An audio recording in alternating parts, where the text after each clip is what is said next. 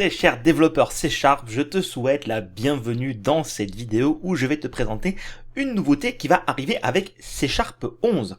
Cette vidéo devrait normalement conclure à peu de choses près la totalité des nouveautés que je souhaitais te présenter, car en effet, C# 11 et .NET 7 est à la porte.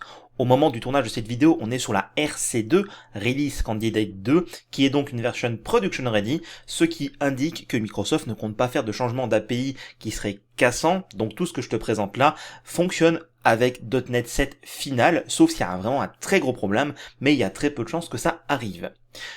Avant que j'aille plus loin, je t'invite à soutenir ma chaîne en lâchant ton pouce bleu, en t'abonnant et active les notifs si tu souhaites être directement prévenu. Et si tu souhaites avoir plus de cours ou de vidéos sur ce que je présente autour des techno.net, rends-toi sur ma plateforme HTS Learning. Alors, dans cette vidéo, je vais te parler d'une nouveauté un petit peu particulière parce qu'en fait, elle est spéciale dans le sens où le périmètre d'utilisation va être très réduit. Il y a peu de chances que tu l'utilises réellement directement, même si je vais te montrer un cas d'usage qui me semble assez intéressant pour l'utiliser, mais en vrai, c'est une avancée pour le framework et notamment pour tout ce qu'il y a derrière comme outils de génération de code qui vont permettre d'écrire du code sans être pénalisé parce que le framework fait automatiquement, notamment par rapport à la génération de code source. Il s'agit d'une nouvelle portée qui a été ajoutée en C# 11. Donc pour rappel, on avait déjà pas mal de portées. La portée, c'est ce qui s'écrit ici avant le mot-clé classe. Donc là, ici, on a public.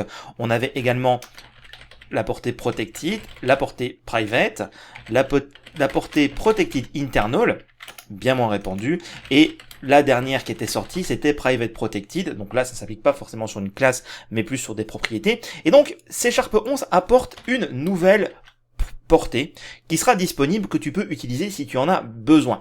Pour que cette portée soit reconnue par Visual Studio, je suis obligé d'être en version preview. Donc moi, je suis sur la 17.4 preview 3. Et tant que .NET 7 n'est pas stable, et final, il faut travailler avec les versions preview. Cette portée, elle s'appelle tout simplement File. Alors, File devient du coup un mot-clé réservé, écrit comme ceci en minuscule, car il indique la portée et il ne se place que sur un type, il ne se passe pas sur une propriété. Par exemple, ici, si je fais une classe publique, que j'ai une propriété int myProperty, je ne peux pas faire file in myProperty. Tu vois, j'ai une erreur de compilation qui me dit que le modificateur n'est pas valide pour cet élément. Donc ça va réduire en fait le périmètre éventuel de collision avec les noms. Si j'ai un private string file, comme tu le vois ici, je n'ai pas de collision avec le nom, tout simplement parce que il sait que ce n'est pas forcément la portée. Donc la portée du mot-clé file ne s'applique que sur un type. Mais c'est bien joli ça, mais en fait, qu'est-ce que ça veut dire? Eh ben, ça veut simplement dire que le type qui est défini avec la portée file n'est valide et n'existe que dans le cadre de ce fichier en particulier. Par exemple, ici, j'ai fait un file class portée. Si je vais dans mon programme.cs, je ne peux pas faire de new portée comme ceci. Comme tu le vois, j'ai une erreur. Il ne trouve simplement pas portée.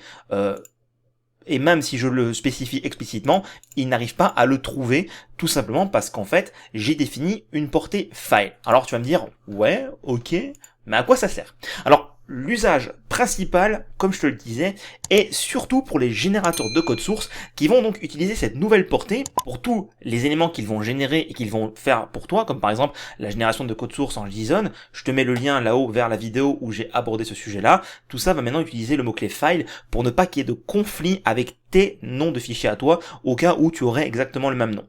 Alors, c'est pas pour tout ce qui va être généré, mais pour certains éléments qui ne sont utiles qu'au sein du code source qui aura été généré. Attention, c'est très spécifique, mais moi je vois un cas d'usage dans lequel ça peut me servir et je vais te le montrer. Donc déjà, je vais rendre ma classe publique. Donc, imaginons que j'ai ici une méthode. Et que dans cette méthode en particulier, j'ai ici une méthode locale. Donc alors les méthodes locales, ça fait couler beaucoup d'encre, il y en a beaucoup qui sont contre, beaucoup qui sont pour, il y a un petit peu de ceux au milieu qui disent ouais ben ça peut être utile dans certains cas. Donc je te présente la chose, à toi de l'utiliser ou pas, c'est encore une fois, l'idée pour moi n'est pas de te dire que c'est la façon de faire, mais voilà un cas d'usage qui, selon moi, a du sens. Donc là, j'ai une méthode locale, et imaginons que cette méthode locale va retourner un élément. Par exemple, je vais mettre ici un record personne avec un nom et un prénom. Jusque-là, ça ne devrait pas te choquer. Donc cette méthode locale, on va dire qu'elle retourne une personne. On va faire rapidement le retour d'une nouvelle personne, comme ceci. Ok, donc là, plus tard dans mon code, je peux faire l'appel à cette méthode locale. Voilà, la question qu'on se pose, c'est est-ce que ce record qui est là va être utile en dehors de cette classe? Si oui, bah déjà, premièrement, je t'invite à ne pas le faire comme ceci en en-tête d'une autre classe, mais de le mettre dans un fichier dédié pour bien respecter la séparation des classes et l'organisation du projet pour que ce soit clean. Ça, c'est la première chose. Mais surtout, si ça n'est pas utile à une autre classe, on serait tenté de faire la seule alternative qu'on avait aujourd'hui, c'était de le rendre privé directement comme ceci au sein de la classe elle-même. Comme ça, en fait, il est caché, c'est-à-dire que je peux pas avoir accès à ce record. Mais on avait une notion d'encapsulation qui était, un peu dérangeante dans le sens où on a un type dans un type. À titre perso, même si c'était aujourd'hui la seule solution, ça me dérange un petit peu. Et ben maintenant, ce qu'on peut faire, c'est qu'on peut simplement faire un file record, et comme ça, en fait, ce type-là ne sera pas visible de l'extérieur sans qu'il ait besoin d'être encapsulé dans la classe.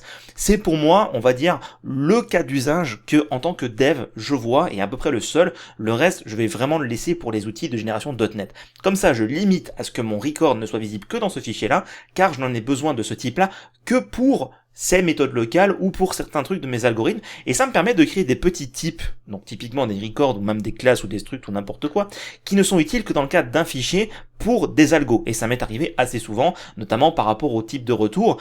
On a depuis C# 7 le value tuple, avec les parenthèses tu peux passer plusieurs éléments, mais je trouve ça, on va dire impersonnel entre guillemets, mais je trouve que le type n'est pas très spécifique, donc je préfère avoir un type en chair et en os, si je peux dire ça comme ça, un record par exemple, et avant je n'avais pas le moyen de le cacher pour l'extérieur, et ben grâce au mot-clé file, je l'ai. À titre perso, je pense que c'est le seul cas d'usage que je vois aujourd'hui. Si toi par contre tu vois d'autres cas d'usage, et ben utilise les commentaires pour qu'on puisse en parler, ça peut être intéressant d'en discuter. Quoi qu'il en soit, ce qu'il faut retenir, c'est que cette nouvelle portée ne s'applique que sur les types et uniquement sur les types, ni sur les méthodes, ni sur les propriétés, ni sur les membres, en tout cas pas aujourd'hui. Ça m'étonnerait que ce soit le cas plus tard, mais pas aujourd'hui.